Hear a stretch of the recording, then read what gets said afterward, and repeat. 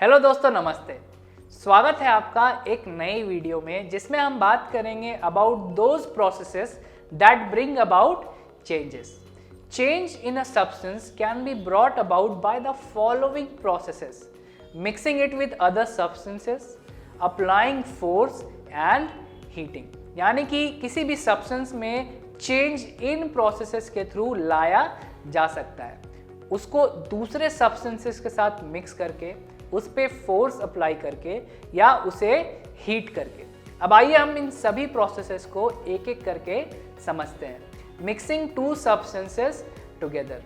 Change can be brought by mixing two substances together. For example, making of curd which is an irreversible change. जब हम दो substances को एक दूसरे के साथ मिक्स करते हैं तब हम चेंज लेकर आते हैं। For example, making of curd, जो कि एक इरिवर्सिबल चेंज है। आइए देखते हैं ये होता कैसे है। A small amount of curd is added to warm milk and then that milk converts into curd. बहुत ही कम क्वांटिटी में कर्ड, दही को गर्म दूध में मिक्स किया जाता है, मिलाया जाता है और फिर वो पूरा दूध कर्ड में यानी कि दही में कन्वर्ट हो जाता है।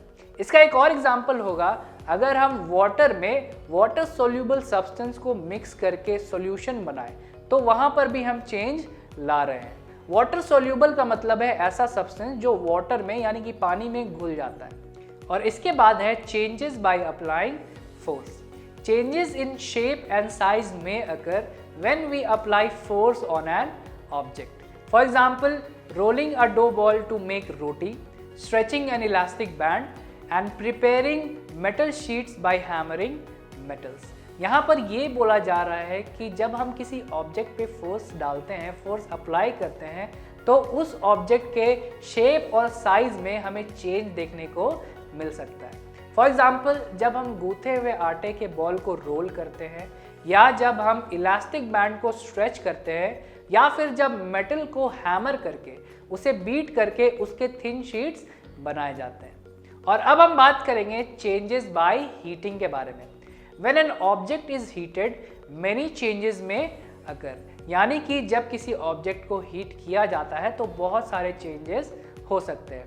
पहला है, it may get hot but there may not be any other changes. इसका मतलब है वो ऑब्जेक्ट गर्म हो सकता है लेकिन इसके अलावा और कोई चेंज वहां पर नहीं होगा।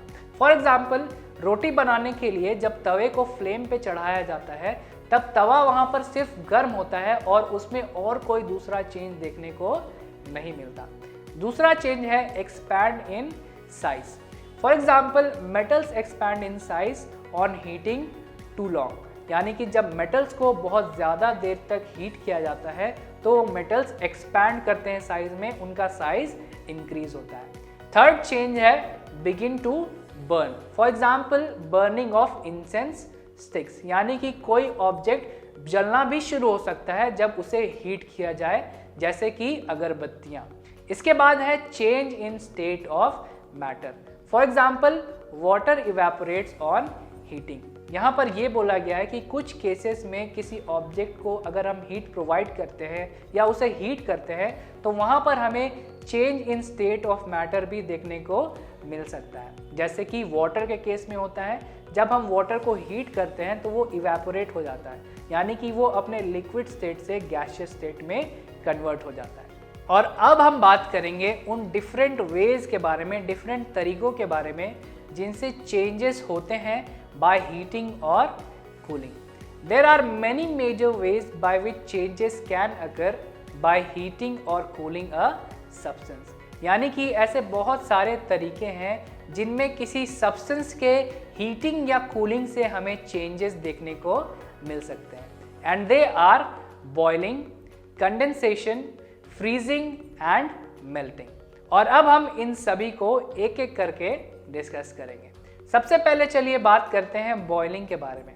Boiling is a process in which liquid form of a substance changes into vapour form if it is heated to its boiling point. For example, evaporation of water from water bodies to form clouds. यहाँ पर यह बोला जा रहा है कि boiling एक ऐसा प्रोसेस है जिसमें किसी सब्सटेंस का लिक्विड फॉर्म उसके वेपर फॉर्म में चेंज हो जाता है अगर उसे उसके बॉइलिंग पॉइंट तक हीट किया जाए। फॉर एग्जाम्पल, जब वाटर बॉडीज में से वाटर का इवेपोरेशन होता है जिससे क्लाउड्स बनते हैं। और इसके बाद है कंडेंसेशन।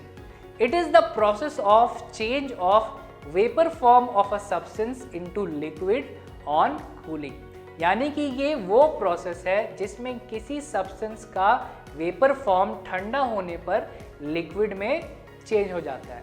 और इसका बेस्ट एग्जांपल हमें देखने को मिलता है क्लाउड्स में, यानी कि बादलों में, जहां पर रेन ड्रॉप्स बनते हैं। और अब हम बात करेंगे फ्रीजिंग के बारे में। Freezing is the process of change of liquid into solid when its temperature is lowered, यानी कि ये वो प्रोसेस है जिसमें लिक्विड सॉलिड में चेंज हो जाता है जब उसके टेम्परेचर को घटाया जाता है। और इसका एग्जाम्पल है formation of ice when water is refrigerated, यानी कि जब हम पानी को रेफ्रिजरेटर में डालते हैं तो वहाँ पर आइस का फॉर्मेशन होता है, आइस बनता है, और इस प्रोसेस को फ्रीजिंग कहा जाता है। और लास्टली हम बात करेंगे मेल्टिंग के बारे में। Melting is the process of change of solid into liquid by applying heat, यानी कि ये वो प्रोसेस है जिसमें हीट अप्लाई करके सॉलिड को हम लिक्विड में चेंज कर सकते हैं। और इसका एग्जांपल हमें दोबारा से आइस में देखने को मिलता है।